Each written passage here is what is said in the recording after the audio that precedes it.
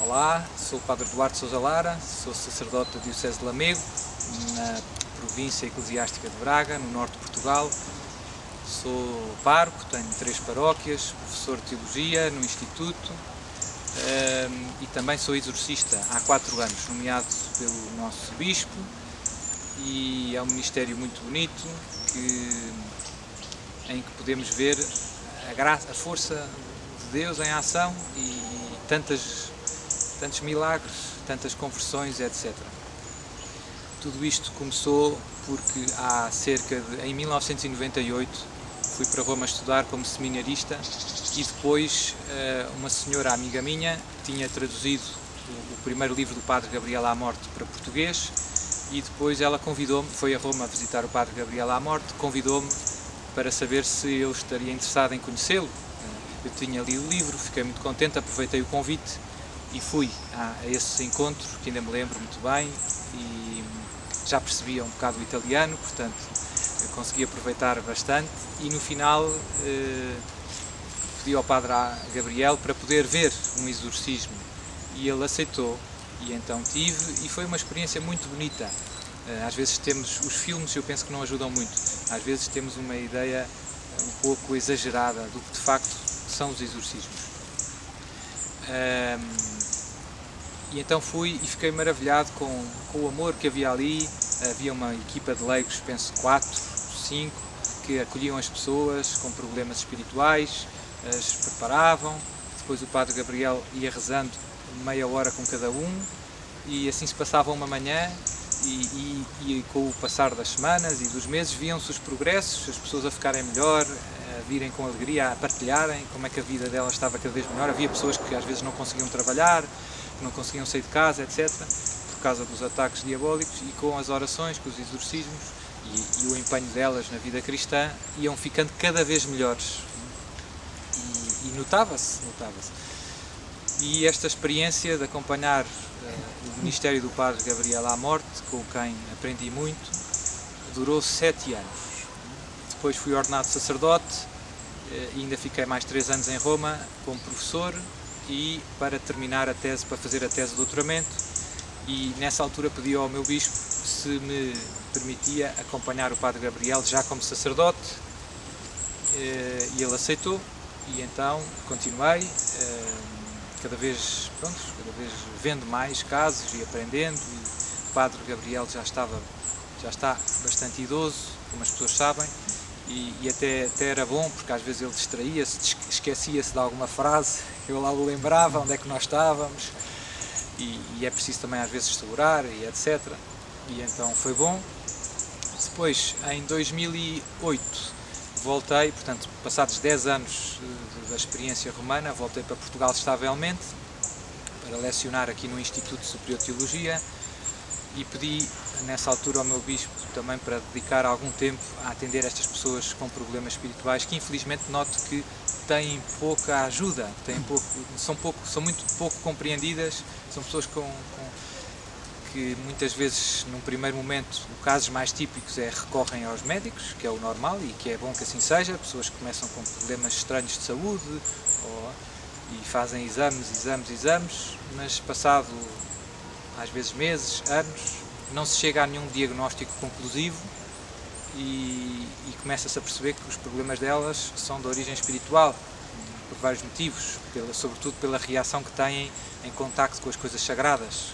São pessoas que entram nas igrejas e sentem-se muito mal, ou num momento de oração que se sentem muito mal, na missa, ou num cemitério se sentem muito mal, porque é um lugar sagrado. Tudo aquilo que de alguma maneira, onde Deus está presente, todos os lugares santos, os santuários. Há alguns santuários em que as pessoas se sentem muito mal, Fátima. Cá em Portugal há um santuário no sul de Portugal, onde está uma grande relíquia da Santa Cruz, Vera Cruz, deu o nome à terra até, Vera Cruz do Marmoal, no Alentejo. Segundo a tradição, na Idade Média, no tempo das Cruzadas, os cruzados trouxeram uma grande relíquia da Santa Cruz para Portugal e houve um milagre e a relíquia ficou ali porque floresceu, nasceu uma nascente, etc. Toda uma história. Fez ali um grande convento e ainda se dá a bênção no domingo depois da missa com o Santo Lenho, que é a relíquia da cruz. E é impressionante o impacto que causa aquela bênção, aquela proximidade com aquela relíquia da cruz em muitas pessoas destas que têm distúrbios espirituais, reagem violentamente, etc.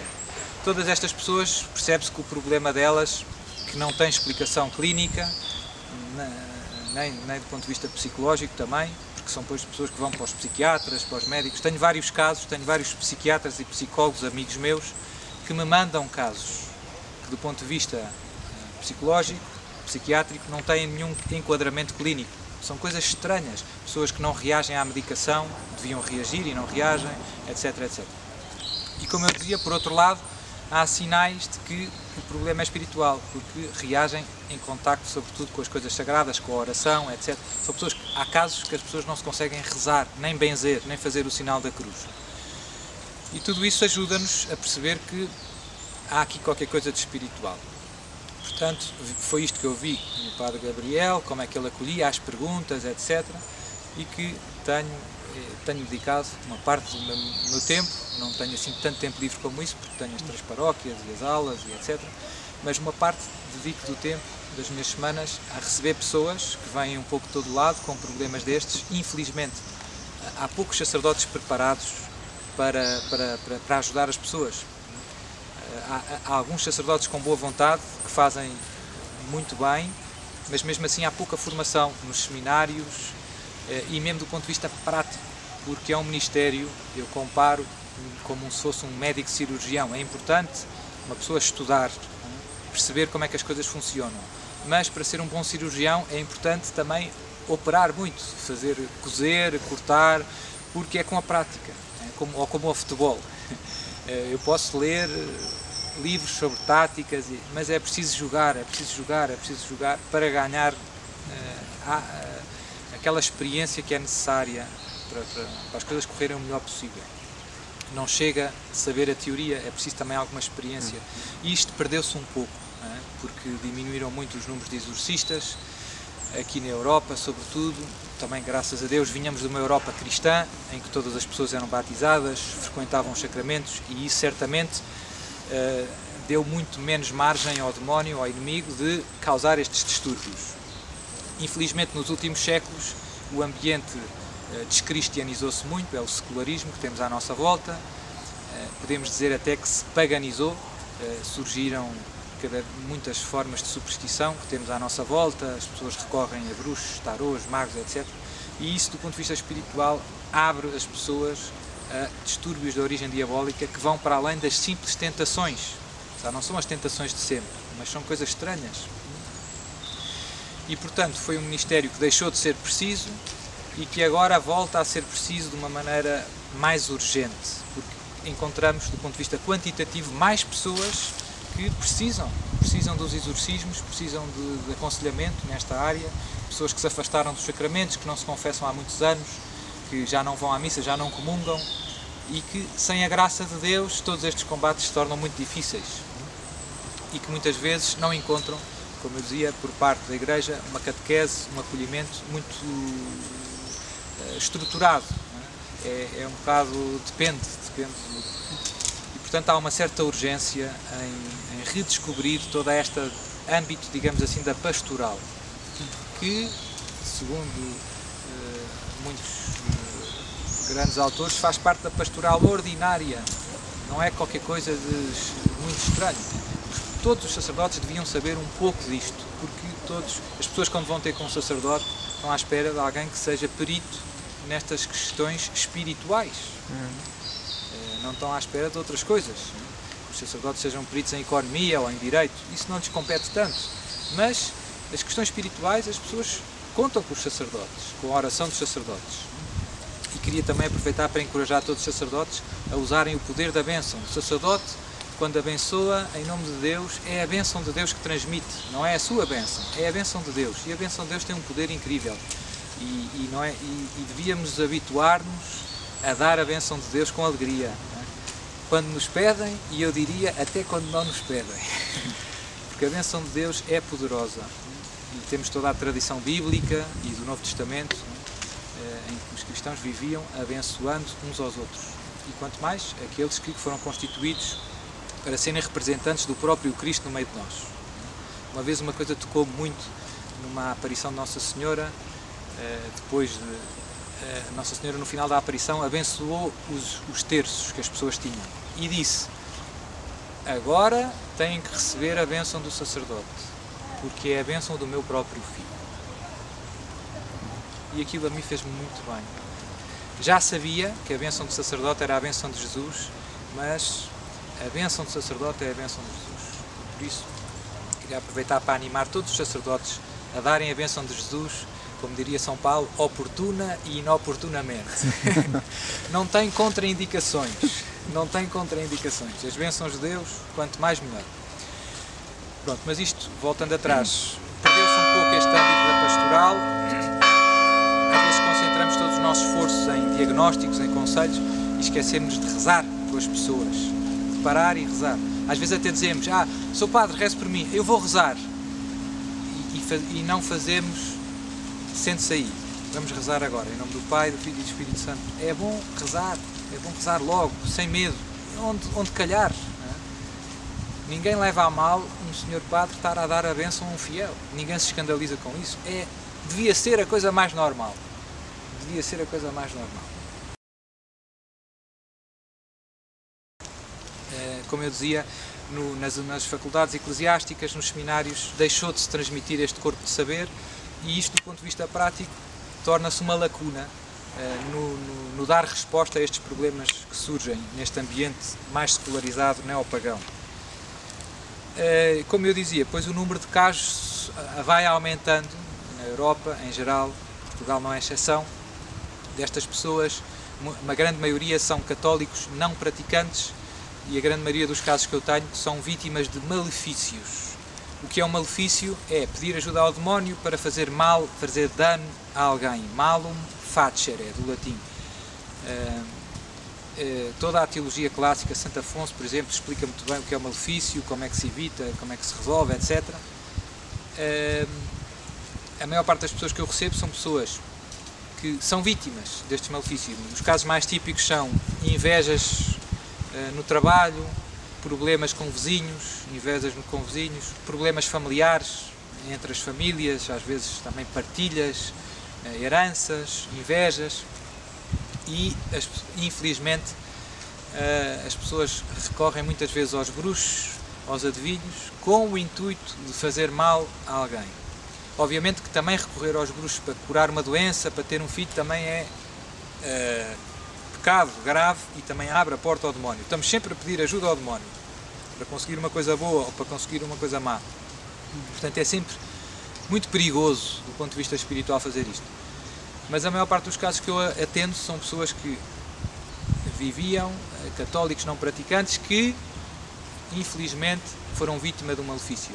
Colegas de trabalho, como eu dizia, vizinhos, família, por inveja, por maldade, e que de repente começam a ter problemas físicos, espirituais, a ouvir coisas, a ver coisas, desmaiar, perder os sentidos, entrar em transe, começam a recorrer aos médicos, exames, vão várias vezes para o hospital, para as urgências, nessas vezes fazem-se os exames todos, uma vez, duas vezes, três vezes, às tantas começam a perceber que o problema deles não é um problema fisiológico, não tem nenhum diagnóstico clínico.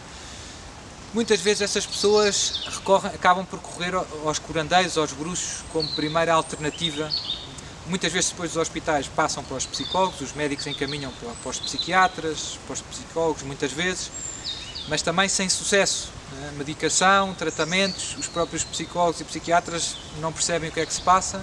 Como eu dizia, tenho muitos casos de pessoas, alguns casos de pessoas que são enviados por psiquiatras, psicólogos que não têm nenhum enquadramento clínico.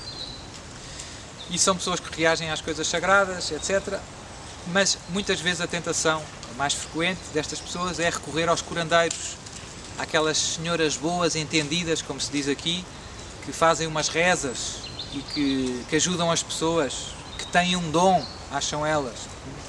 Isso também não resolve o problema, pelo contrário, é sempre o demónio que está por trás. As pessoas vão aos curandeiros, muitas vezes são explorados, pagam muito, fazem umas rezas, muitas vezes o demónio alivia temporariamente os seus sofrimentos, o mesmo demónio que está a causar o mal alivia, convence a pessoa que o curandeiro o está a ajudar, mas o problema arrasta-se 1 ano, 2 anos, 3 anos, 10 anos, às vezes chegam pessoas aqui passados 30, 40 anos de sofrimento. E só passados 30, 40 anos é que encontram um sacerdote exorcista que lhes explica as coisas como elas são e começam um caminho de conversão sincera. É decisiva uma boa confissão, coisa que em 40 anos nunca ninguém lhes propôs. O primeiro passo para vencer o demónio é sair do pecado. É simples. O primeiro passo para vencer o demónio é sair do pecado. É inútil tentar encher um balde de água que está roto. É inútil. Se o balde está roto, a primeira coisa é tapar o buraco. Sair do pecado. Dou sempre a todas as pessoas um exame de consciência com os 10 mandamentos, muito detalhado em cada mandamento, porque infelizmente as pessoas não estão habituadas a fazer um exame de consciência sério. Confessam-se mal. Muita gente vem ter comigo e diz: eu não mato nem roubo, Sr. Padre. E depois eu começo a fazer umas perguntas: faltou à missa ao domingo? Faltei. Então, olha, já tem um pecado grave. Foi à bruxa? Fui, mas não foi para fazer mal a ninguém. Já tem outro. Pratica a contracepção com o seu marido? Sim, pratico, toma pílula ou uso o dispositivo. E quando começamos a escavar, vem um sem fim de pecados graves que, infelizmente, as pessoas cometem com alguma frequência e sem grande consciência da gravidade.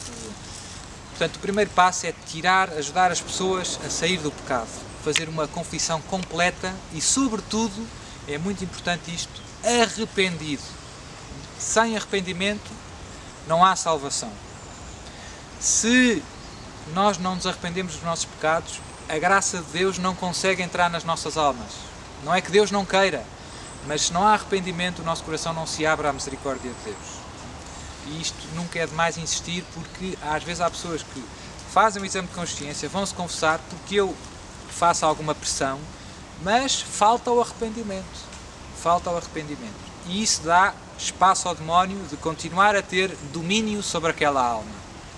Sem arrependimento concreto, não se vence o pecado, não se volta para a graça de Deus. Portanto, depois de uma confissão bem feita, eu encorajo as pessoas a uma caminhada de sacramentos e de oração. Confissão frequente. Eu digo, é como tomar banho.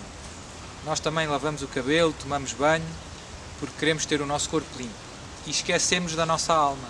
A nossa alma também precisa de higiene espiritual.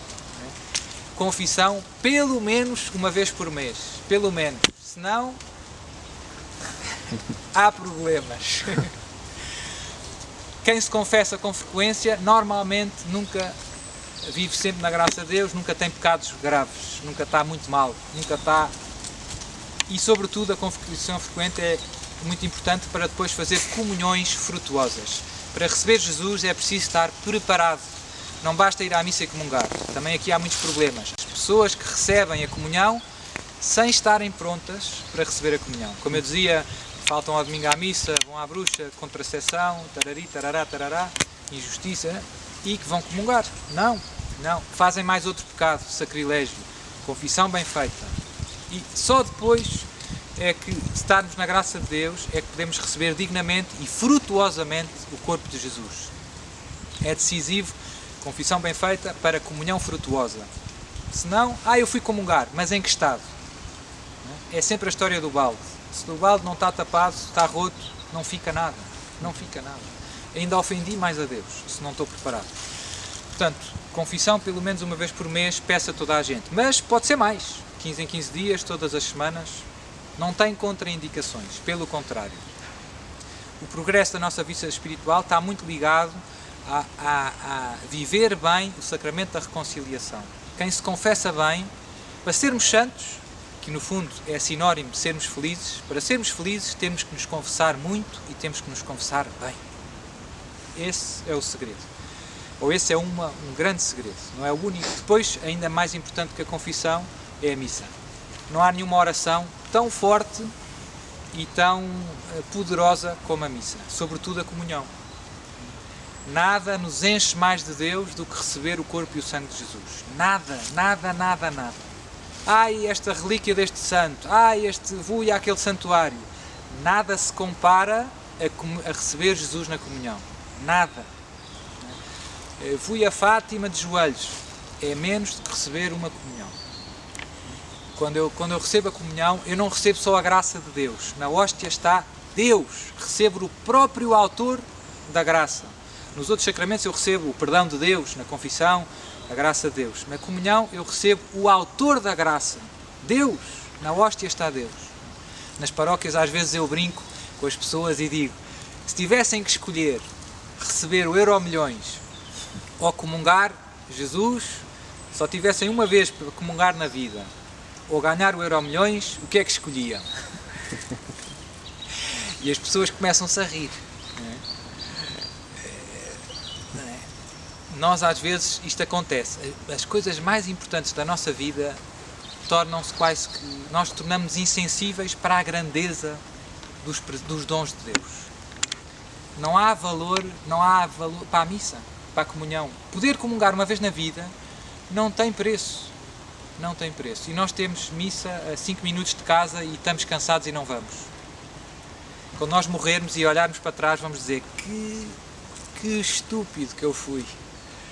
Eu costumo dizer aos mais novos, agora há estas bebidas, a missa e a comunhão é um Red Bull espiritual. Red Bull espiritual. É forte. Portanto, as pessoas que eu acompanho, e insisto muito com confissão frequente, missa e comunhão, todos os dias. Todos os dias. Não é nada do outro mundo. Meia hora à semana. E Red Bull espiritual. Queres sair do pecado, queres libertar, agarra-te a Deus. A sério. Muitas pessoas falham nisto. Mas isto acontece com as coisas do corpo. Se eu quero emagrecer, quero fazer uma dieta, tenho que ir para a ginástica. E tenho que fechar a boca. Se eu quero aprender a tocar viola, tenho que 1 hora, 2 dias. Não é sentado no sofá que é. E nas coisas espirituais as mudanças também vêm graduais. As virtudes, nós crescemos nas virtudes gradualmente.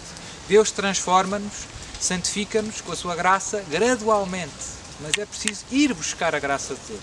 Sobretudo na comunhão. O amor de Deus comunga-se. O amor de Deus comunga-se. Depois insisto muito nestas pessoas também com o terço. O terço é muito poderoso. Nós somos portugueses. Nossa Senhora em Fátima pediu a 3 criancinhas para rezarem o terço todos os dias.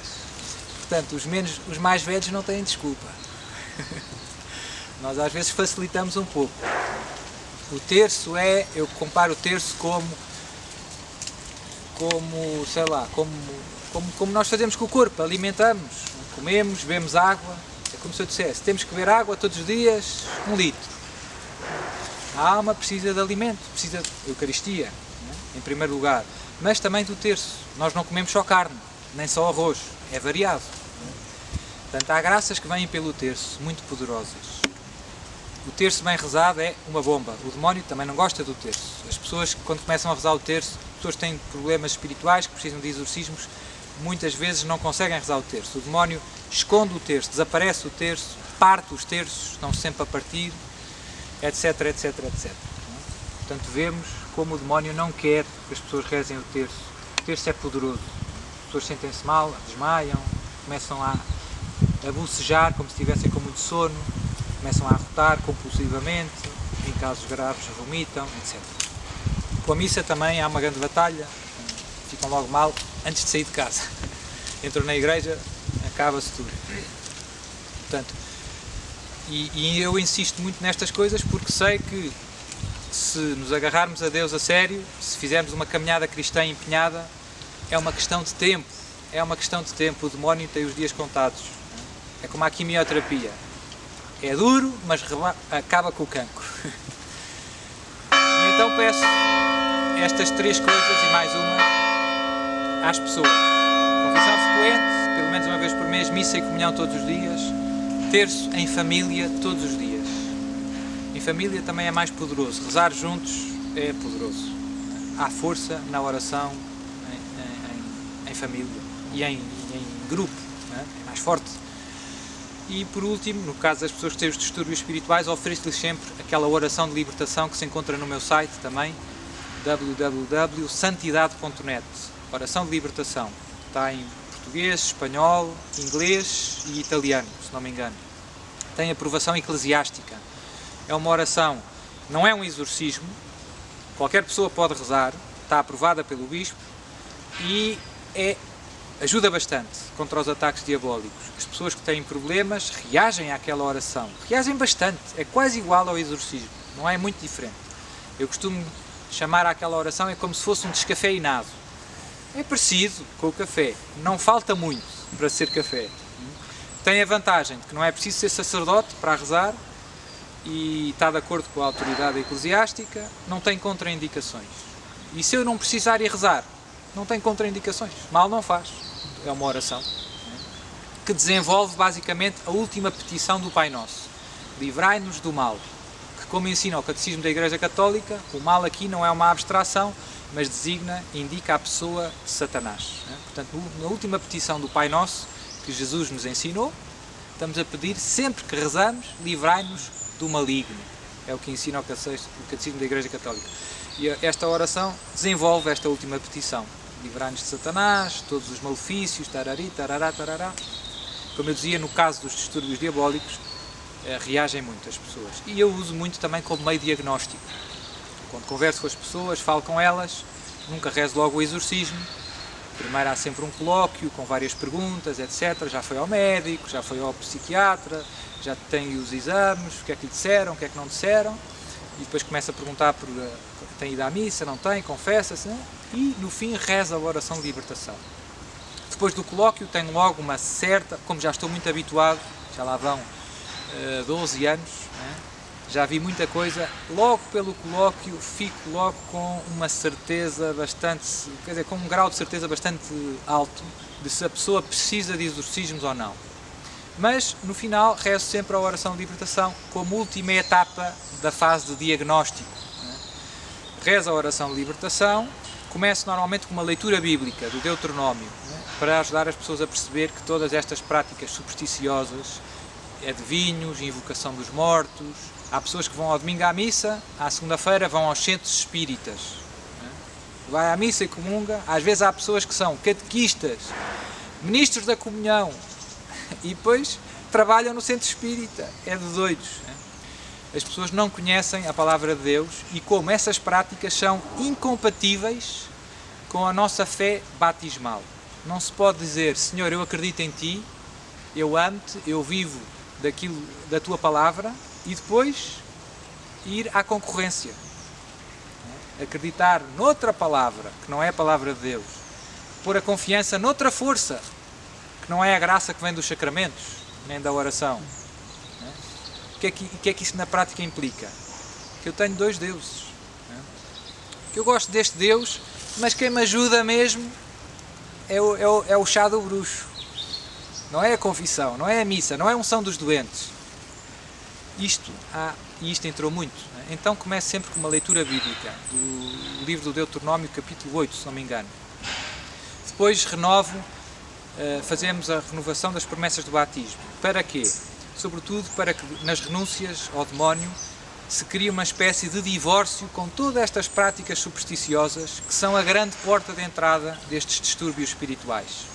É por causa de termos posto a confiança nos adivinhos, nas magias, no reiki, etc., que abrimos espiritualmente a nossa alma a estas ações diabólicas extraordinárias. Isto implica sempre um certo pacto com estas forças. São Tomás de Aquino é muito claro. São Tomás de Aquino Santo Agostinho e os padres da Igreja são muito claros. Porquê? Porque tinham muito disto, sobretudo nos primeiros séculos.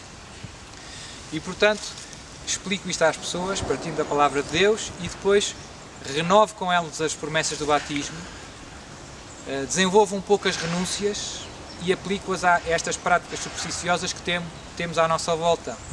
O espiritismo, o reiki, os curandeiros, os bruxos, os adivinhos, o rock satânico, há muito disto, etc, etc, etc. Portanto, renunciar a tudo isso e depois voltar a professar a fé em Deus Pai, Filho e Espírito Santo. Ajudando-nos a perceber que as renúncias são como se fosse um divórcio com o demónio que está por trás de todas estas atividades. E depois, a fé batismal é uma espécie de casamento com o Deus vivo e verdadeiro, com a Santíssima Trindade. Renovar as promessas do batismo. Se isto for vivido com fé, é poderoso.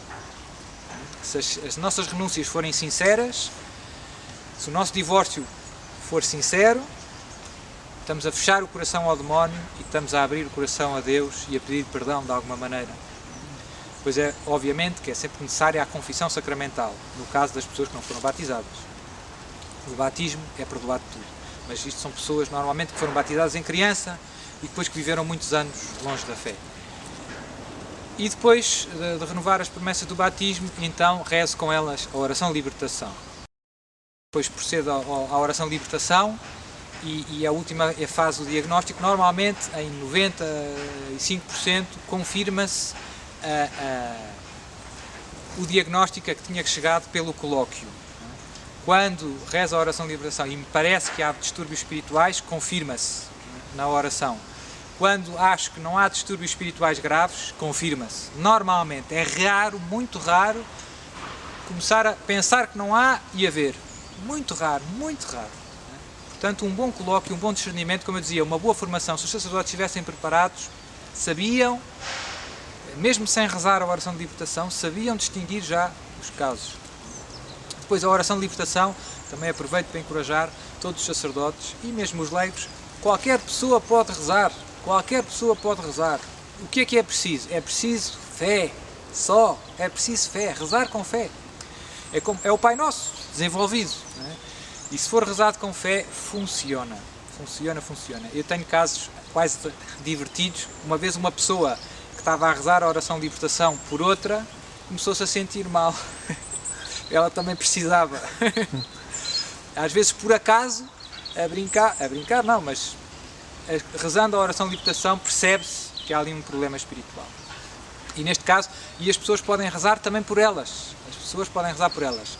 A oração está feita de maneira a que uma pessoa intercede por outra. Sobretudo porque às vezes há casos graves que as próprias pessoas não conseguem rezar por elas. Mas a pessoa pode adaptar o texto e em vez de pedir a Deus que liberte o nosso irmão João, posso pedir que me liberte a mim. Adapta-se o texto e dá perfeitamente. Nos casos em que as pessoas reagem violentamente e depois do diagnóstico feito, das colóquio, etc., isto tudo demora tempo, marco-lhes no outro dia, há outro dia em que eu faço os exorcismos, são tudo casos graves, que eu sei que precisam de exorcismos e que estão a ser acompanhados por mim também do ponto de vista espiritual. Como eu dizia, confissão, missa, terço, e depois também despeço para rezarem todos os dias a oração de libertação, no fim do terço. Depois essas pessoas vêm normalmente uma vez por mês, porque eu não tenho facilidade para os receber mais vezes, mas podia ser 15 em 15 dias, varia um pouco dos casos. Faço uma vez por mês, como fazia o Padre Gabriel, às sextas-feiras. Recebo 8 pessoas, 8 exorcismos maiores todas as sextas-feiras. Tenho mais ou menos cerca de 30 casos graves, para terem uma ideia. Não são imensos. Portugal é grande, né? E não há muitos exorcistas a trabalhar. Vem gente às vezes de fora de Portugal. Não são imensos casos, mas são alguns. E se houvesse mais exorcistas, mais trabalho haveria. E há mais 3 ou 4 em Portugal, também a trabalharem, a receberem. Portanto, às vezes há alguns sacerdotes, alguns bispos que até acreditam no demónio e que reconhecem que o demónio existe e que o exorcismo pode existir, mas acham que é 1 em cada 1 bilhão. Não é bem assim. É um pouco mais. E, portanto, por isso é que devia haver um exorcista, pelo menos, em cada diocese. Às vezes isso não acontece e então, pronto, no meu caso, tenho que ajudar muitas pessoas aflitas que não têm sacerdotes preparados para as ajudar nas próprias dioceses. Ainda, mas graças a Deus as coisas também têm melhorado. Também um exorcista não se improvisa. É um ministério delicado e a Igreja faz muito bem em prudência. Prudência, é preciso preparar-se doutrinalmente, espiritualmente e do ponto de vista prático, se a gente quisesse pastoral. Não é chegar e começar a rezar exorcismos. E portanto os bispos fazem bem a serem prudentes. É preciso preparar. Mas é um problema do ponto de vista pastoral. Há muita gente com problemas, há muita gente a precisar desta nossa ajuda, deste nosso serviço de discernimento, de oração e de libertação, nestes casos mais graves. Depois, às sextas-feiras, rezo, começo sempre nas sextas-feiras são só os casos graves, tenho uma equipa de leigos que me ajuda, porque às vezes é preciso ajudar a segurar nas pessoas, as pessoas reagem violentamente, etc, etc. A família vem sempre, são sempre 3 ou 4 pessoas da família e mais 2 ou 3 leigos que me ajudam. Como é que se processa o rito, né? E o que é que eu uso? No ritual antigo, o ritual novo, às vezes fala-se um pouco disto, em latim, em português. Eu aprendi o rito dos exorcismos com o padre Gabriel à Morte, que é o ritual antigo, em latim, com o rito antigo.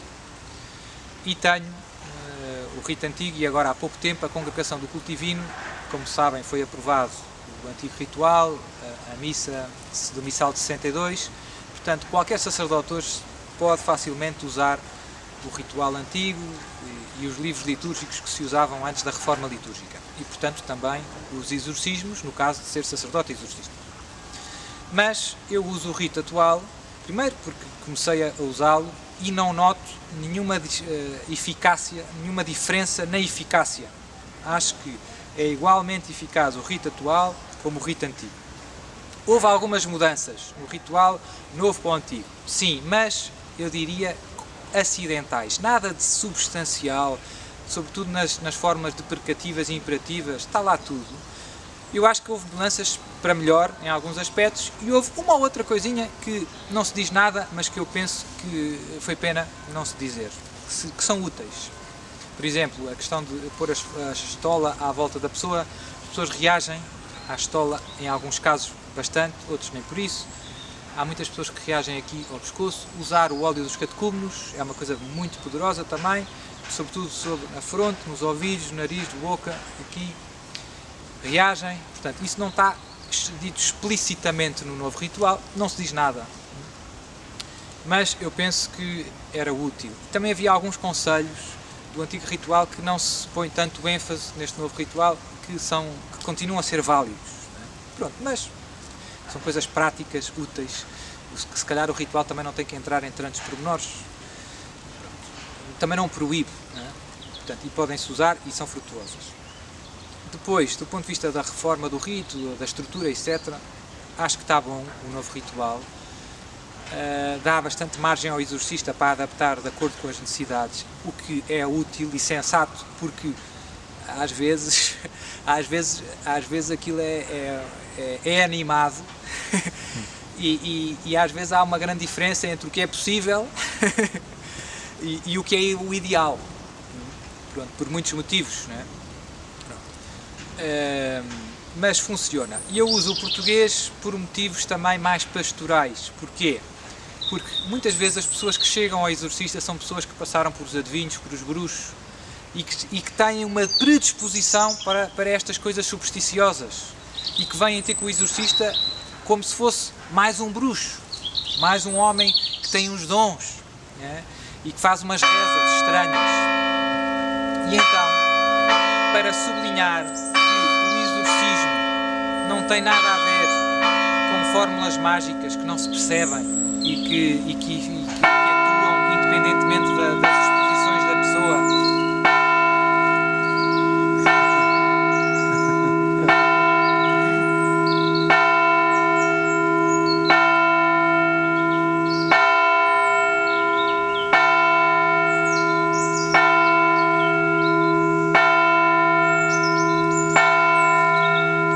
Então, para sublinhar bastante que o exorcismo não tem nada a ver com uma fórmula mágica que atua, que é meio misteriosa e que atua independentemente das disposições da pessoa, quase que automaticamente mete-se a moeda, sai a graça, como aquelas máquinas dos brinquedos das crianças, mete-se 50 cêntimos e sai.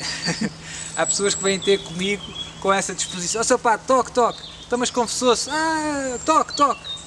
Querem que a gente reze, mas não querem conversão de vida, não se querem... Sempre o problema de fundo, se o balde está roto, não se querem arrepender, não se querem confessar, nem comungar, nem voltar aos sacramentos. Então, eu faço muita questão que elas percebam que a libertação delas passa pela conversão delas. É Deus que as vai salvar, é Jesus Nazaré que as vai ajudar. E Jesus Nazaré atua através dos sacramentos que Ele instituiu. Jesus Nazaré atua através dos 7 sacramentos que Ele instituiu e dos quais a Igreja é ministra. nós somos servidores. Eu digo, eu sou só o carteiro. A graça passa de Jesus por mim, através dos sacramentos, das bênçãos, não é minha. Não é minha, é de Jesus. E então, gosto de rezar o exorcismo em português. Também não noto diferença entre o latim e o português.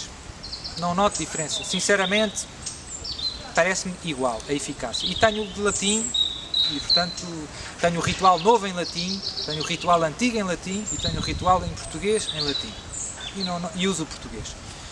E parece-me que ajuda as pessoas porque o rito é bonito e é catequético. As orações são orações que nos falam, muito evangélicas, muito bíblicas, que nos falam da ação de Jesus, do poder de Jesus de libertar o demónio, que nos recordam que Jesus nos libertou do mal, que destruiu o demónio na sua cruz, com a sua paixão e ressurreição, etc., que invocam os santos, São Pedro, São Paulo, a autoridade da Igreja.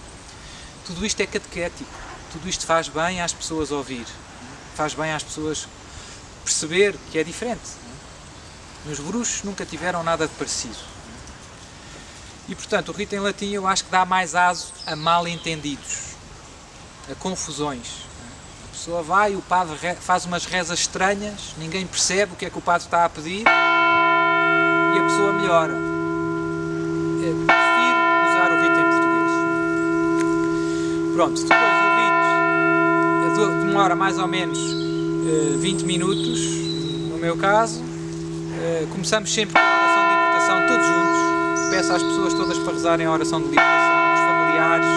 Tento envolver muito os familiares no processo de libertação da pessoa. Nós somos uma família espiritual. A Igreja é uma família espiritual. Comunhão dos santos. Nós salvamos-nos uns com os outros. A Igreja é isso, não é cada um por si. Estamos ligados espiritualmente, uma espécie de internet da graça de Deus. Nós estamos ligados. Quando uma pessoa se santifica, se aproxima de Deus, os outros vão um pouco a reboque e também para o mal. E isto nos laços familiares vive-se muito, portanto é importante que todos se confessem. Então tente sempre envolver a família na ajuda, no processo de libertação da pessoa que está atormentada pelo demónio.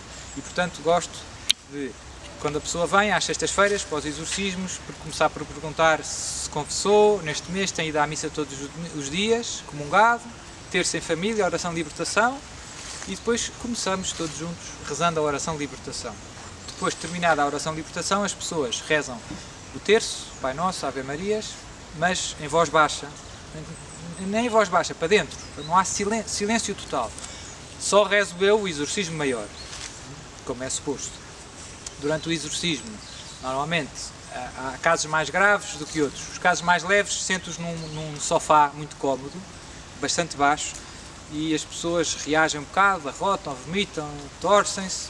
Às vezes não é preciso segurar muito. Há casos médios em que já é preciso uma ou duas pessoas a segurá-las no sofá. Tem que se segurar os braços, as pernas, e é preciso ali. E há casos muito graves que tenham uma marquesa, como os médicos, uma cama pequenina, em que se deitam as pessoas e todas as pessoas, 5, 6 pessoas, os familiares, o marido, quem for, seguram na pessoa enquanto se rezam os exorcismos. Às vezes é preciso tapar a boca, porque muitos gritos, e às vezes os demónios cospem muito, mordem, e é preciso cuidado. Não é? Pronto, e portanto é preciso algumas pessoas a segurar, porque se a pessoa está deitada é preciso assegurar os pés, os joelhos, os braços, a cabeça, para eu conseguir rezar. Se não se consegue segurar a pessoa, eu não consigo rezar, porque cria-se uma grande confusão. Pronto. Durante o exorcismo os demónios reagem, no final do exorcismo termina a oração. Eu no fim de tudo gosto de invocar sempre o sangue de Jesus, que é muito poderoso, o Espírito Santo, sobre diversas áreas da vida da pessoa, sobre a saúde, sobre o casamento, sobre o trabalho, etc. Porque muitas vezes os malefícios são orientados a determinado aspecto. Às vezes as pessoas são atacadas em geral, tudo corre mal, a saúde, o casamento, etc. Às vezes é só algum aspecto da vida, é para matar a pessoa, às vezes o malefício. Então a pessoa tem fortes tentações de suicídio, fortes. Corta-se, atira-se da janela, o demónio incita muito ao suicídio. Às vezes é para destruir o casamento, a pessoa tem uma grande repugnância da mulher ou do marido, não sabe explicar. Ao pé dela, E o demónio ataca muito. Às vezes é no trabalho, entra no trabalho, dores de cabeça, começa a arrotar, a vomitar. E então os malefícios são orientados a determinado aspecto da vida da pessoa. Quando nós rezamos por isso explicitamente, o demónio, digamos assim, salta-lhe a tampa, né? Começa, e é bom insistir, e isso acelera, digamos assim, o processo de libertação. Porque estamos a pedir no fundo a Deus, ao sangue de Jesus, que venha exatamente sobre ali a raiz do problema. Pronto, depois o exorcismo termina. Quando termina, a pessoa volta a ela. Nos casos mais graves está em transe, não se lembra de nada. Nos casos mais leves está consciente. Há casos mais leves em que está consciente, mas não consegue falar, mas está a ouvir tudo e o demónio fala através dela, mas ela lembra-se de tudo e ouve. Há casos ainda mais leves, que ela está consciente, consegue falar, o demónio não fala, ela só tem algumas manifestações, mas nada de muito grave. Quando se termina o exorcismo, marca-se um novo exorcismo, faz um balanço de como é que as coisas estão a correr, se estão melhor, se estão pior, etc. E passado um mês seguinte, a pessoa volta e, de uma maneira gradual, o fenómeno mais típico é os ataques vão sendo menos frequentes, os ataques diabólicos vão sendo menos frequentes e vão sendo menos intensos, cada vez são mais leves. Com o passar dos meses, quanto é que demora? Varia de caso para caso, depende imenso da conversão, da sinceridade da conversão da pessoa, se a pessoa se arrependeu, se comunga, se ama Jesus, se acredita em Jesus, então vai rápido. Se a conversão é só eu faço porque o seu padre mandou, não vai tão rápido. Mas, regra geral, com os meses são menos frequentes os ataques e menos intensos. Às vezes, num primeiro momento, aumentam de intensidade. Quando vem o primeiro exorcismo, para o segundo, é muito atacada. O demónio joga muito com a tentação do desânimo. As pessoas pensam, eu estou a rezar mais e estou pior. É a tentação muito típica. Quando, no princípio, começam a ir à missa todos os dias, a confessar-se, o demónio ataca-as muito e elas pensam que se eu não rezar estou bem. É truque. É continuar e depois é que começa a acalmar. Portanto, às vezes há um pico de ataques e depois nos meses seguintes é sempre gradual. Nos últimos exorcismos já quase não reage e depois basta continuar com a vida cristã, os ataques acabam por desaparecer. E a pessoa pode fazer a sua vida normal, e tenho muitos casos, graças a Deus, que são pessoas que estão ótimas e que hoje em dia estão melhores do que estavam antes. Isto ajuda-nos a perceber porque é que Deus permite. Há muitas pessoas que se revoltam um pouco.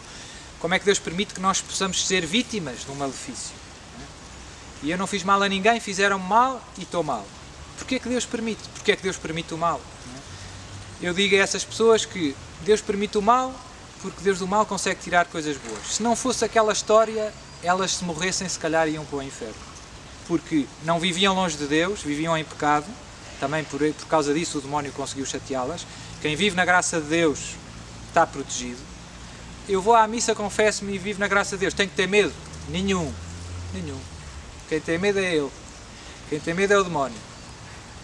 Um cristão na graça de Deus é um sacrário. Um cristão na graça de Deus é um sacrário. O Espírito Santo está dentro de nós. E o demónio não gosta do Espírito Santo, nem de Deus. Portanto, agora, infelizmente, como eu dizia, a maior parte das pessoas são católicos não praticantes. Vivem em pecado. Perderam a graça de Deus. São alvos fáceis. Há alvos fáceis para o demónio. Alguém faz um malefício. É fácil aquela outra pessoa ter problema. Seu padre, eu não fiz mal a ninguém, eu sou católico e estou mal. Primeiro, afastaste de Deus. E isso a culpa é tua. Afastaste de Deus. Segundo, Deus permitiu isto para te dar um grande abanão. Para ver se tu abres os olhos. E se não fosse isto, se calhar ias para o inferno, como eu dizia. E há muitas pessoas que é muito bonito, que depois no fim reconhecem que se não fosse tudo isto, todo este sofrimento, eu não tinha encontrado Jesus outra vez. Eu não vivia assim. E no fundo até agradecem a Deus aquele sofrimento todo, porque aquilo foi o clique para a grande conversão que se verificou na vida dele e depois é toda a família. Saem dali grandes apóstolos de Jesus. Sofreram muito, mas Deus salvou-os, eles sabem que foi Jesus que os salvou e saem dali para ir ajudar outros e abrir os olhos aos outros. E isso é muito bonito. Portanto, eu vejo muito, eu percebo muito bem porque é que Deus permite todo este sofrimento e todo este mal. Deus quer trazer-nos para Ele de volta. E estas famílias são famílias inteiras que depois destas aflições se arrependem, voltam aos sacramentos, à vida cristã, comprometem-se com a Igreja, na sua paróquia, onde estão e levam Jesus aos outros. E isso é muito bom. E vão para o céu, se perseverarem na graça de Deus, e vão para a... Pronto, isto é um pouco os casos mais típicos, a experiência que eu tenho. E pronto, é um pouco isto, assim que me lembro, volto a lembrar no meu site santidade.net, tenho mais alguns vídeos sobre estes temas, tenho orações, tenho muitas catequeses também gravadas, retiros que faço e que acabam por ser úteis a muita gente. Eu não tenho tempo às vezes para estar sempre a explicar tudo, então surgiu esta ideia de pôr o site e ter muitas coisas. O site não está feito para os exorcismos, está feito para ajudar todos os homens a encontrar Jesus e a amar Jesus. Depois, este tópico, como é um tópico em que eu tenho experiência, etc., também pus lá algumas coisas, poucas, comparar com as outras todas, sobre estes temas. Mas as pessoas vão lá encontrar de tudo, coisas sobre a oração, sobre catequese em geral. E pronto, é uma ideia, é facilitar a vida às pessoas e hoje em dia é bom podermos usar estes modernos meios de comunicação para levar Jesus aos outros. No fundo, a missão do site é levar Jesus aos outros, a palavra de Jesus e orientá-las para o céu da melhor maneira.